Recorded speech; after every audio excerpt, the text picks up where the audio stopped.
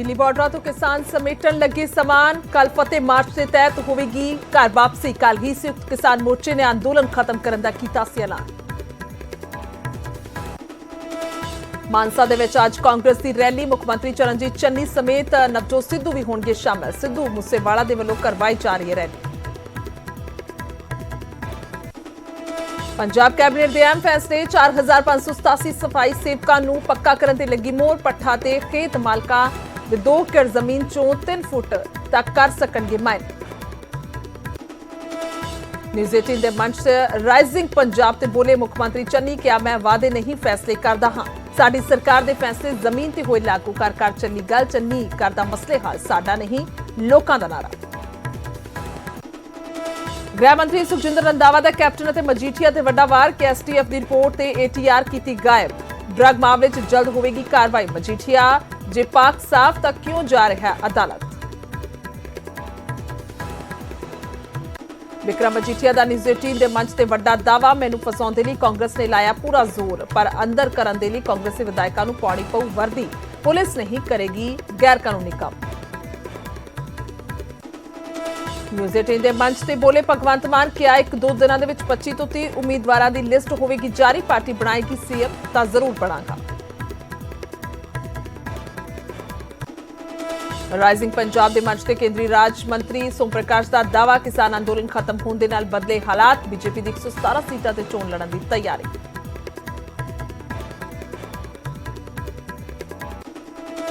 आज अंतिम यात्रा से निकलणगे सीडीएस जनरल बिपिन रावत। सवेरे 11 बजे तो 2 बजे तक दिल्ली स्थित रिहायश से अंतिम दर्शन। पूरे सैनिक सम्मानां दे नाल कीता जावेगा संस्कार।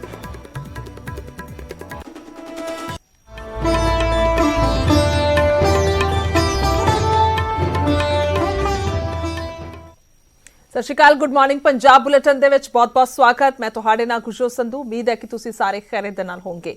सो खबरां दी शुरुआत सब तो पहला किसानां तो करांगे। दिल्ली बॉर्डर तो घर वापसी नूं लैके पूरी तैयारी की जा रही है, क्योंकि बीते दिन ऐलान कर दिता गया सी कि हुण असीं घर वापसी करांगे और फतेह मार्च के तहत घर वापसी की जाएगी। हालांकि अज का दिन ते बीते दिन जो है बहुते ज्यादा जश्न नहीं मनाएगा और कह सकते हैं वापसी ताइयों नहीं की गई, क्योंकि सीडीएस बिपिन रावत होरां दी शहादत नूं लैके उह दिन जिहड़े ने उह रोके गए सन। सो कल भलके जिहड़ा है वह 9 बजे का समा मिथया गया है किसानां दे वल्लों कि आखिरकार फतेह मार्च के तहत घर वापसी की जाएगी। किसानां दे वल्लों दस दईए कि अपना समान समेटिया जा रहा है।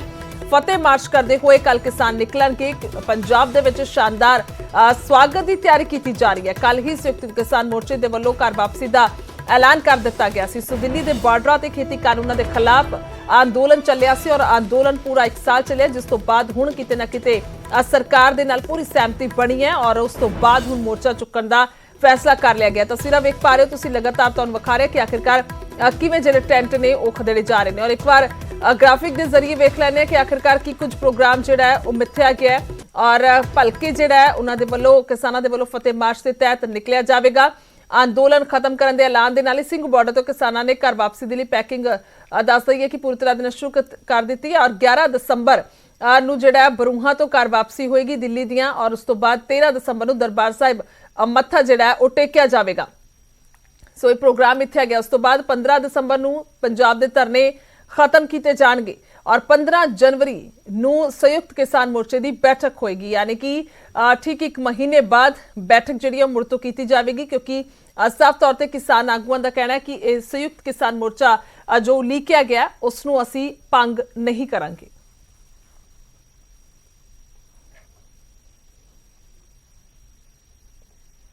सो अंदोलन खत्म करने के ऐलान के नाल सिंह बॉर्डर तो किसानां ने घर वापसी के लिए पैकिंग शुरू कर दी है। सिंह बॉर्डर से साडे सहयोगी नितिन अंतिल ने जायजा लिया। देखते हैं रिपोर्ट।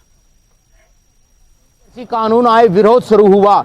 विरोध पंजाब से शुरू हुआ और फिर दिल्ली की सीमाओं पर आकर डटा। 1 साल का समय दिल्ली की सीमाओं पर लगा, लेकिन किसानों के संघर्ष की जीत हुई और आखिरकार प्रधानमंत्री नरेंद्र मोदी ने तीनों कृषि कानूनों को रद्द कर दिया। लेकिन मामला कुछ मांगों पर आकर अटक गया। मुकदमे वापसी, मुआवजा और एमएसपी की कमेटी की गारंटी पर। लेकिन कल जो संयुक्त किसान मोर्चा की बैठक हुई उसमें सरकार का एक ड्राफ्ट किसानों को मिला जिसमें सभी की सहमति हुई और अब सिर्फ एक मोहर लगनी बाकी है और बैठक कुछ देर में शुरू हो जाएगी। फिलहाल नज़ारा उसी सिंगू बॉर्डर का है जहां एक साल पहले जब किसान आए तो यही सामान से उन्होंने इस आंदोलन को जारी रखा। यही झोपड़ियों में, अस्थायी मकानों में वो रहे, बिजली की व्यवस्था की, खाने पीने की व्यवस्था की और अभी इसी सामान को वो इकट्ठा कर रहे हैं ताकि जो उनकी मांग थी, जो उनका आंदोलन था, जिन बातों को लेकर था, वो सभी पूरी हो चुकी हैं। जिसके बाद आप देख सकते हैं हर व्यवस्था यहाँ पर थी। किसान पंजाब से आए तो वो व्यवस्था भी अपने साथ लेकर आए। एक समय था व्यवस्थाओं से ढलना शुरू हुआ। अब आप देखिए कि बड़ा ट्रक यहाँ पर है और इसी ट्रक में आप देखिए चारपाई हैं, जो सामान था पूरा का पूरा वो सामान एकत्रित कर लिया गया है और इसी सामान को लेकर अब किसान यहाँ से वापस अपने घर पंजाब जाएंगे या फिर जो अलग अलग जगह से आए वहाँ पर जाएंगे। आप देख सकते हैं कि युवा किसान हैं, एक साल पहले आए जब मांग 3 कृषि कानूनों को लेकर ही थी, तीनों कृषि कानून भी रद्द हुए। अब खुशी कितनी है और जश्न मनाकर जाएंगे या वैसे ही जाएंगे? खुशी तो इतनी है, अपने पंजाब में जब शादी करते हैं, भाई की शादी होती है, बहन की शादी होती है, साला की शादी होती है, इतनी खुशी उस शादी में नहीं आती। ये पूरे देश की शादी है, सब खुशी का तो बयान नहीं कर सकते हैं, इसमें गमी भी आती है। तो दुख ये होता है, हमारे घर पे थे जब हम ये आंदोलन कभी देखे नहीं थे। 5 मेंबर है, 5 मेंबर आपस में प्यार करते थे और यहाँ पे जाने का इतना दुख हो रहा है। अब ये हमारा लाखों का परिवार बन चुका है। इस परिवार को छोड़ना जो दुखी तो हो रहा है, क्योंकि हाथों से आशा न बहना, उसको उतारना ना, इमोशनल हो जाते हैं। परिवार जो यहाँ पे इतने तंबुओं में हम कम से कम 10,000 परिवार के पास रह रहे थे, परिवार के जैसे, तो वो बिछड़ जाएंगे तो मिलेंगे नहीं। कोई किसी ज़िले का है, कोई किसी का, कोई हरियाणा का है, कोई यूपी का है, कोई लुधियाने का है। तो अगर एक बार बिछड़ गए तो दोबारा हम मिलेंगे नहीं। तो क्योंकि महंगाई बहुत है, रंजेवें बहुत है, तो जो काम में पड़ जाता है वो दोबारा वापस एक दूसरे में मिलते नहीं है। क्योंकि आज का रिश्ते भी तार तार हो चुके हैं, तो रिश्तेदारों में भी नहीं जाते हैं। तो मांगे थी सरकार ने, कितनी मांग, कितने सहमत हैं आप? आंखों में पानी भी है, खुशी भी है, लेकिन सरकार ने आपकी मांगे पूरी कर दी हैं। उसकी खुशी तो बयान ही नहीं हो सकती है जी, उसकी खुशी बयान ही नहीं हो सकती, कर ही नहीं सकते जितनी खुशी है। अब परिवार भी हमारा पीछे फ़ोन करता है कि आप आ जाओ, आप जीत गए हो, जीत गए हैं, लेकिन पीठ बिछा के भागेंगे तो हमें जो इतना लंबा आंदोलन चलाया है वो हमारा ख़राब हो जाएगा। जो एसकेएम कहेगा वही होएगा। तो परिवार से बिछड़ने का दुख बहुत ज़्यादा होगा, क्योंकि एक बार बिछड़ गए तो सालों नहीं मिलेंगे, 6 महीने बाद मिलेंगे। क्या एक साथ रह रहे थे, रोज़ 2-4 हज़ार के पास इकट्ठे खाना खाना, चाय पीना, बातें करना, वो नहीं होगी। किसानों ने कहा मांगे पूरी हुई, लेकिन एक परिवार भी मिला। लाखों की संख्या में किसान भी इकट्ठे हुए, आपस में भाईचारा भी जुड़ा। यहाँ से जाने का गम है, लेकिन खुशी अपनी जीत की भी है। अब किसान यहाँ से जाने की तैयारियां कर रहे हैं और माना ये जा रहा है कि जैसे ही कोल आएगी किसान यहाँ से अपने घरों की तरफ लौट जाएंगे। सोनीपत सिंगू बॉर्डर से नितिन आंतिल, न्यूज़ 18।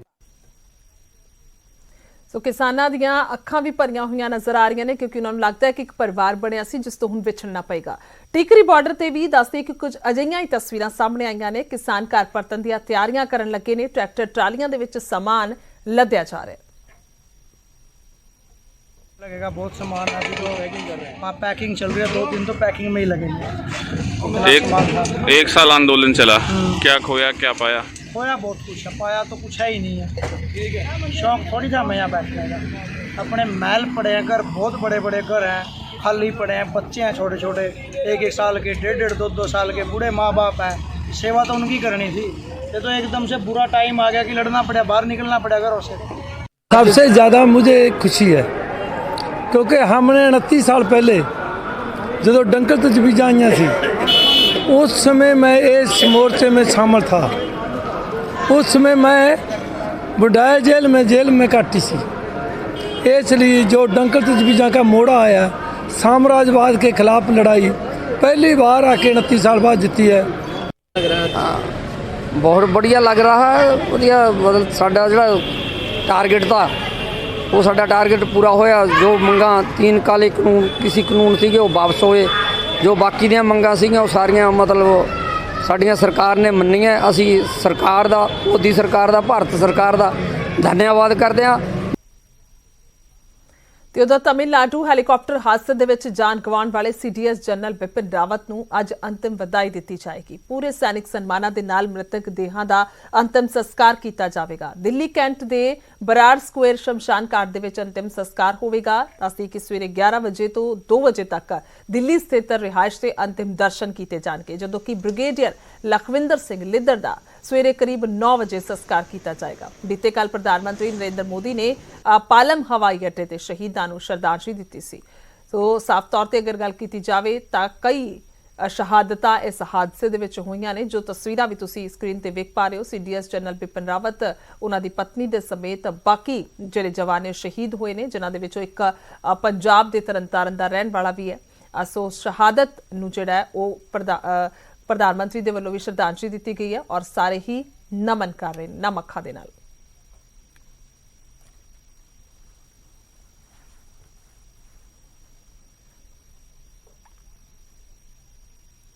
ਸੋ ਸੀਡੀਐਸ ਬਿਪਿਨ ਰਾਵਤ ਦਾ ਜੋ ਹੈਲੀਕਾਪਟਰ ਕ੍ਰੈਸ਼ ਹੋਇਆ ਉਸ ਦੇ ਵਿੱਚ ਪੰਜਾਬ ਤੋਂ ਬ੍ਰਿਗੇਡੀਅਰ ਐਲਐਸ ਲਿੱਦੜ ਵੀ ਸਵਾਰ ਸਨ, ਜੋ ਇਸ ਹਾਦਸੇ ਦੇ ਵਿੱਚ ਸ਼ਹੀਦ ਹੋਏ ਨੇ। ਐਲਐਸ ਲਿੱਦੜ ਦੀ ਮੌਤ ਦੀ ਖਬਰ ਤੋਂ ਨਵਾਂ ਸ਼ਹਿਰ ਦੇ ਪਿੰਡ ਲਿੱਦੜ ਕਲਾਂ ਦੇ ਵਿੱਚ ਮਾਹੌਲ ਗਮਗੀਨ ਹੈ।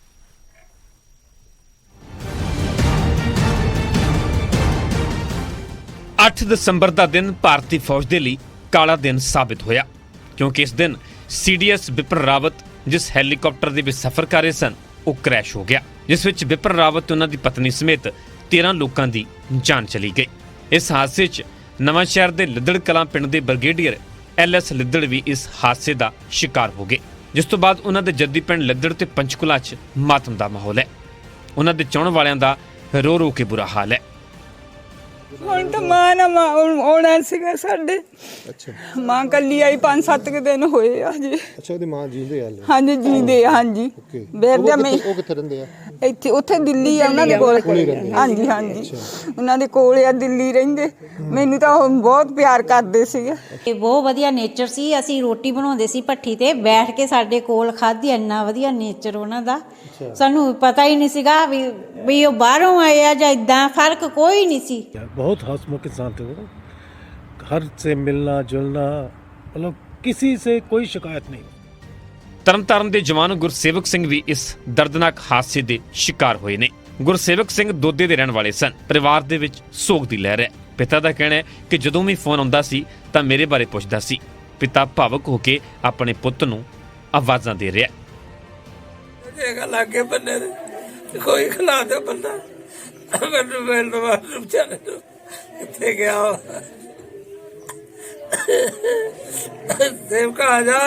ਬਰ ਜੋ ਛੁੱਟੀ ਆਏ ਆ, ਮਹੀਨੇ ਦੀ ਛੁੱਟੀ ਆਏ, 10 ਦਿਨ ਛੁੱਟੀ ਫਿਰ ਵਧਾ ਲਈ। ਉਹਨੂੰ ਪੂਰਾ ਮਹੀਨਾ ਬਿਮਾਰ ਰਹੀ, ਮੇਰੇ ਕਰਕੇ ਆਏ ਸੀ। ਹਿਮਾਚਲ ਦੇ ਜੈ ਸਿੰਘਪੁਰ ਦੇ 29 ਸਾਲਾ ਲਾਂਸ ਨਾਇਕ ਵਿਵੇਕ ਕੁਮਾਰ ਦੀ ਵੀ ਜਾਨ ਚਲੀ ਗਈ। ਵਿਵੇਕ ਨੇ ਜਨਵਰੀ ਦੇ ਵਿੱਚ ਛੁੱਟੀ ਤੇ ਆਉਣਾ ਸੀ, ਪਰ ਉਸ ਤੋਂ ਪਹਿਲਾਂ ਹੀ ਇਹ ਹਾਦਸਾ ਵਾਪਰ ਗਿਆ। ਵਿਵੇਕ ਦਾ 2 ਸਾਲ ਪਹਿਲਾਂ ਹੀ ਵਿਆਹ ਹੋਇਆ ਸੀ ਤੇ ਆਪਣੇ 1 ਸਾਲ ਦੇ ਨੰਨੇ ਜਿਹੇ ਬੱਚੇ ਨੂੰ ਛੱਡ ਕੇ ਇਸ ਫਾਨੀ ਸੰਸਾਰ ਨੂੰ अलविदा कह गए। भगवान से प्रार्थना करता हूँ कि बड़ी छोटी सी उम्र में इस दुनिया को अलविदा करके चला गया है, अपने श्री चरणों में स्थान दे। बाकी आर्मी है, आर्मी अपने जवान की हर ज़रूरत को पूरा करती है। इस परिवार को सिर्फ परिवार का सदस्य नहीं मिल पाएगा, ज़रूरतों का पूरा ध्यान आर्मी रखती है। 8 ਦਸੰਬਰ ਨੂੰ ਤਾਮਿਲਨਾਡੂ ਦੇ ਕਨੂਰ ਦੇ ਵਿੱਚ ਇਹ ਦਰਦਨਾਕ ਹਾਦਸਾ ਵਾਪਰਿਆ, ਜਦੋਂ MI-17V5 ਹੈਲੀਕਾਪਟਰ ਕ੍ਰੈਸ਼ ਹੋ ਗਿਆ। ਉਸ ਸਮੇਂ ਸੀਡੀਐਸ ਬਿਪਿਨ ਰਾਵਤ ਸਮੇਤ 14 ਲੋਕ ਸਵਾਰ ਸਨ, ਜਿਨ੍ਹਾਂ 'ਚੋਂ 13 ਲੋਕਾਂ ਦੀ ਜਾਨ ਚਲੀ ਗਈ ਤੇ ਇਸ ਹਾਦਸੇ 'ਚ ਸਿਰਫ ਗਰੁੱਪ ਕੈਪਟਨ ਵਰੁਣ ਸਿੰਘ ਹੀ ਬਚੇ ਨੇ ਤੇ ਜੋ ਹਸਪਤਾਲ ਦੇ ਵਿੱਚ ਜ਼ਿੰਦਗੀ ਤੇ ਮੌਤ ਦੀ ਜੰਗ ਲੜ ਰਹੇ ਨੇ। ਨਵਾਂ ਸ਼ਹਿਰ ਤੋਂ ਸਲੇਸ਼, ਪੰਚਕੂਲਾ ਤੋਂ ਤਾਰਾ ਠਾਕੁਰ, ਤਰਨਤਾਰਨ ਤੋਂ ਸਿਧਾਰਥ ਅਰੋੜਾ ਤੇ ਕਾਂਗੜਾ ਤੋਂ ਬਚਿੱਤਰ ਸ਼ਰਮਾ, ਨਿਊਜ਼ 18 ਪੰਜਾਬ। ਹੁਣ ਅੱਗੇ ਵਧਦੇ ਹਾਂ ਤੇ ਗੱਲ ਕਰਾਂਗੇ ਸਿਆਸਤ ਦੀ। ਨਿਊਜ਼ 18 ਦੇ ਮੰਚ ਰਾਈਜ਼ਿੰਗ ਪੰਜਾਬ ਤੇ ਸੀਐਮ ਚਰਨਜੀਤ ਚੰਨੀ ਦੇ ਵੱਲੋਂ ਕਿਹਾ ਗਿਆ ਕਿ ਮੈਂ ਵਾਅਦੇ ਨਹੀਂ ਫੈਸਲੇ ਕਰਦਾ ਹਾਂ। ਸਾਡੀ ਸਰਕਾਰ ਦੇ ਫੈਸਲੇ ਜ਼ਮੀਨ ਤੇ ਲਾਗੂ ਹੋਏ ਨੇ। ਘਰ ਘਰ ਚੱਲੀ ਗੱਲ, ਚੰਨੀ ਕਰਦਾ ਮਸਲੇ ਹੱਲ। ਇਹ ਲੋਕਾਂ ਦਾ ਨਾਰਾ ਹੈ। ਸਿੱਧੂ ਸਮੇਤ ਸਾਡੇ ਕੋਲ ਚੰਗੀ ਟੀਮ ਹੈ, ਇਹ ਵੀ ਕਹਿੰਦੇ ਹੋਏ ਨਜ਼ਰ ਆਏ ਨੇ ਸੀਐਮ ਚਰਨਜੀਤ ਚੰਨੀ। ਕੇਜਰੀਵਾਲ ਬਾਹਰੋਂ ਆਇਆ ਵਿਅਕਤੀ ਹੈ, ਜਦਕਿ ਸੁਖਬੀਰ ਮਜੀਠੀਆ ਨੇ ਅਕਾਲੀ ਦਲ ਬਰਬਾਦ ਕੀਤਾ ਹੈ। ਇਹ ਕਹਿੰਦੇ ਹੋਏ ਸਭ ਗੱਲਾਂ ਰਾਈਜ਼ਿੰਗ ਪੰਜਾਬ ਦੇ ਮੰਚ ਤੋਂ ਨਜ਼ਰ ਆਏ ਨੇ ਸੀਐਮ ਚਰਨਜੀਤ ਚੰਨੀ। ਕਿਹੜਾ ਵਾਅਦਾ ਜਿਹੜਾ ਨਹੀਂ ਪੂਰਾ ਹੋਇਆ? ਵਾਅਦਾ ਮੈਂ ਕਰਦਾ ਹੀ ਨਹੀਂ, ਮੈਂ ਫੈਸਲਾ ਕਰਦਾ। ਮੈਂ ਨਹੀਂ ਕਰਦਾ, ਸਾਡੀ ਸਰਕਾਰ ਕਰਦੀ, ਕੈਬਨਿਟ ਕਰਦੀ। ਜੋ ਫੈਸਲਾ ਹੋ ਜਾਂਦਾ ਹੈ ਉਹ ਨਾਲ ਦੀ ਨਾਲ ਇੰਪਲੀਮੈਂਟ ਹੁੰਦਾ ਹੈ। ਅਸੀਂ ਕੋਈ ਐਸਾ ਛੱਡੇ ਨਹੀਂ ਜਿਹੜਾ ਤੁਹਾਡਾ ਚੈਨਲ ਵੀ ਉਹਦੇ ਵਿੱਚ ਹੈਗਾ ਸੀ। ਮੈਂ ਪਿੱਛੇ ਪ੍ਰੈਸ ਕਾਨਫਰੰਸ ਕੀਤੀ ਹੈ, 60 ਫੈਸਲੇ ਦਿਖਾਏ ਹੈ, 60 ਦੇ ਨਾਲ ਨੋਟੀਫਿਕੇਸ਼ਨਾਂ ਦਿਖਾਈਆਂ। ਹੁਣ ਬਿਜਲੀ ਦੇ ਬਿੱਲ ਹੈ ਮਾਫ ਕੀਤੇ ਹੈ, ਜੇ ਬਿਜਲੀ ਦੇ ਸਮਝੌਤੇ ਹੈ ਉਹ ਅਸੀਂ ਵਿਧਾਨ ਸਭਾ ਬੁਲਾ ਕੇ ਰੱਦ ਕੀਤੇ ਸਭ ਦੇ ਸਾਹਮਣੇ। ਜਦੋਂ ਪਿਛਲੀ ਵਾਰ ਇਲੈਕਸ਼ਨ ਸੀਗੇ ਤਾਂ ਲੋਕਾਂ ਦੀ ਇੱਕੋ ਸੋਚ ਸੀ ਕਿ ਜੀ ਕੈਪਟਨ ਅਮਰਿੰਦਰ ਸਿੰਘ ਸਾਡਾ ਮੁੱਖ ਮੰਤਰੀ ਬਣੇ। ਉਹਨੇ ਸੌਹਾਂ ਖਾਧੀਆਂ, ਹੋਰ ਕੁਝ ਕੀਤਾ, ਲੋਕਾਂ ਦੇ ਮਨਾਂ ਵਿੱਚ ਇੱਕ ਆ ਗਿਆ ਕਿ ਇਹ ਬਣੇ, ਤਾਂ ਪਾਰਟੀ ਨੇ ਉਹਨੂੰ ਡਿਕਲੇਅਰ ਕੀਤਾ। ਜਦੋਂ ਲੋਕਾਂ ਦੀ ਸੋਚ ਬਦਲੀ ਕਿ ਇਹ ਬੰਦਾ ਮਾੜਾ ਹੈ, ਇਹ ਤਾਂ ਬਾਦਲਾਂ ਦੇ ਨਾਲ ਰਲਿਆ ਹੋਇਆ ਹੈ, ਰਲ ਕੇ ਖਾ ਰਹੇ ਹੈ, ਰਲ ਕੇ ਮਾਰ ਰਹੇ ਹੈ, ਲੜ ਕੇ ਕੁੱਟ ਰਹੇ ਹੈ, ਮੋਦੀ ਉੱਪਰ ਪ੍ਰਾਈਮ ਮਿਨਿਸਟਰ ਦੇ ਨਾਲ ਮਿਲਿਆ ਹੋਇਆ ਹੈ, ਸਾਰਾ ਕੁਝ ਲੋਕਾਂ ਦੀ ਸਮਝ ਆ ਗਈ। ਲੋਕਾਂ ਨੇ ਰੌਲਾ ਪਾਇਆ, ਐਮਐਲਏ ਨੇ ਰੌਲਾ ਪਾਇਆ, ਹੁਣ ਪਾਰਟੀ ਨੇ ਬਦਲਤਾ। ਉਹ ਅੰਗਰੇਜ਼ ਬਾਹਰੋਂ ਆਏ ਸੀ, ਚਿੱਟੇ ਅੰਗਰੇਜ਼ ਸੀ। ਹੁਣ ਕੇਜਰੀਵਾਲ ਜੀ ਦਿੱਲੀ ਜਾਂ ਪਤਾ ਨਹੀਂ ਕਿਹੜੀ ਉਹਨਾਂ ਦੀ ਸਟੇਟ ਹੈ, ਕਿੱਥੇ ਦੇ ਰਹਿਣ ਵਾਲੇ ਹੈ, ਦਿੱਲੀ ਦੇ ਵੀ ਨਹੀਂ ਹੈ, ਉਹ ਪੰਜਾਬ ਦੇ ਵਿੱਚ ਆ ਕੇ ਰਾਜ ਕਰਨਾ ਚਾਹੁੰਦੇ ਹੈ। ਨਹੀਂ ਕਰ ਸਕਦੇ। ਕਿਉਂ ਕਰਨ ਜੀ? ਪੰਜਾਬ ਦੇ ਲੋਕ ਕਿੱਥੇ ਜਾਣਗੇ? ਕਰ ਸਕਦੇ ਕਿ ਨਹੀਂ? ਮੈਂ ਕਹਿੰਦਾ ਜੀ ਕਿਉਂ ਕਰਨ? ਪੰਜਾਬ ਦੇ ਲੋਕ ਕਿਉਂ ਨਾ ਕਰਨ? ਪੰਜਾਬ ਦੇ ਲੋਕਾਂ ਦਾ ਰਾਜ ਉਹ ਕਿਉਂ ਕਰਨ? ਹੁਣ ਜਿੱਥੇ ਦੇਖੋ ਲਿਖਿਆ ਵਾ ਐਤਕੀ ਵਾਰ ਕੇਜਰੀਵਾਲ, ਕਿਉਂ ਬਈ ਐਤਕੀ ਵਾਰ ਪੰਜਾਬ ਦੇ ਲੋਕ ਕਿਉਂ ਨਹੀਂ? ਇਹ ਬਾਹਰ ਤੇ ਆ ਕੇ ਕਿਉਂ ਰਾਜ ਕਰਨ? ਕੇਜਰੀਵਾਲ ਤੇ ਬਿਨਾ ਇਹਨਾਂ ਦੇ ਪੋਸਟਰ ਪਰ ਕਦੇ ਕਿਸੇ ਦੀ ਫੋਟੋ ਦੇਖੀ ਐਤਕੀ ਤੁਸੀਂ? ਕਿਉਂਕਿ ਆਪ ਹੀ ਬਾਹਰ ਤੋਂ ਆ ਕੇ ਮੁੱਖ ਮੰਤਰੀ ਬਣਨਾ ਚਾਹੁੰਦੇ, ਆਪ ਹੀ ਸਾਰਾ ਕੁਝ ਕਰਨਾ ਚਾਹੁੰਦੇ। ਯਾਰ ਕਿਉਂ? ਟੈਕਸ ਲੋਕਾਂ ਦੇ ਪਾ ਕੇ ਤੁਸੀਂ ਆਪਣੀਆਂ ਬੱਸਾਂ ਬਣਾਈ ਜਾਂਦੇ ਹੋ, ਇਹ ਨਹੀਂ ਨਾ ਚੱਲਣਾ। ਬੱਸਾਂ ਵੀ ਲੋਕਾਂ ਦੀਆਂ ਬਣਨ, ਪੰਜਾਬ ਦੇ ਨੌਜਵਾਨਾਂ ਨੂੰ ਰੁਜ਼ਗਾਰ ਮਿਲੇ, ਪੰਜਾਬ ਦੇ ਨੌਕਰੀਆਂ ਨੂੰ ਨੌਕਰੀ ਮਿਲੇ, ਪੰਜਾਬ ਦੇ ਨੌਕਰ ਦੀਆਂ ਬੱਸਾਂ ਹੋਣ, ਉਹਨਾਂ ਦੇ ਹੋਟਲ ਕਿਉਂ ਨਾ ਹੋਣ? ਕੱਲੇ ਸੁਖਬੀਰ ਦੇ ਬਾਦਲ ਦੇ ਹੋਟਲ ਨੂੰ ਹੀ ਬਸ ਸੜਕ ਕਿਉਂ ਜਾਵੇ 8 ਮਾਰਗੀ? ਗਰੀਬਾਂ ਦੇ ਘਰਾਂ ਨੂੰ ਕਿਉਂ ਨਾ ਜਾਵੇ? ਉਹਨਾਂ ਦੇ ਤਾਂ ਕੱਚੇ ਰਸਤੇ ਪੂਰੇ ਨਹੀਂ ਕਰਦੇ ਤੁਸੀਂ। ਸੋ ਚਲਾਉਣ ਵਾਲਿਆਂ ਤੇ ਡਿਪੈਂਡ ਕਰਦਾ ਹੈ। ਚੰਨੀ ਜੀ ਬੜੀ ਉਧਰ ਆਮ ਆਦਮੀ ਪਾਰਟੀ ਨੂੰ ਝਟਕਾ ਲੱਗਦਾ ਹੋਇਆ ਨਜ਼ਰ ਆਇਆ। ਦੱਸਦੇ ਕਿ ਮਾਸਟਰ ਬਲਦੇਵ ਸਿੰਘ ਨੇ ਪਾਰਟੀ ਛੱਡ ਦਿੱਤੀ ਹੈ। ਜੈਤੋ ਤੋਂ ਆਪ ਦੇ ਵਿਧਾਇਕ ਰਹੇ ਨੇ ਮਾਸਟਰ ਬਲਦੇਵ ਔਰ ਪਹਿਲਾਂ ਹੀ ਜਾ ਚੁੱਕੇ ਨੇ, ਉਹਨਾਂ ਦਾ ਵਿਧਾਇਕ ਦਾ ਅਹੁਦਾ ਪਹਿਲਾਂ ਹੀ ਜਾ ਚੁੱਕਿਆ। ਸੋ ਦਲ ਬਦਲੀ ਕਾਨੂੰਨ ਦੇ ਤਹਿਤ ਸਪੀਕਰ ਨੇ ਜਿਹੜਾ ਹੈ ਉਹ ਅਹੁਦਾ ਖਰਚ ਕੀਤਾ ਸੀ, ਖਾਸ ਤੌਰ ਤੇ ਡਿਸਕੁਆਲੀਫਾਈ ਪਹਿਲਾਂ ਆਪ ਨੂੰ ਛੱਡ ਕੇ ਖੈਰਾ ਦੀ ਪਾਰਟੀ ਦੇ ਵਿੱਚ ਚਲੇ ਗਏ ਸਨ।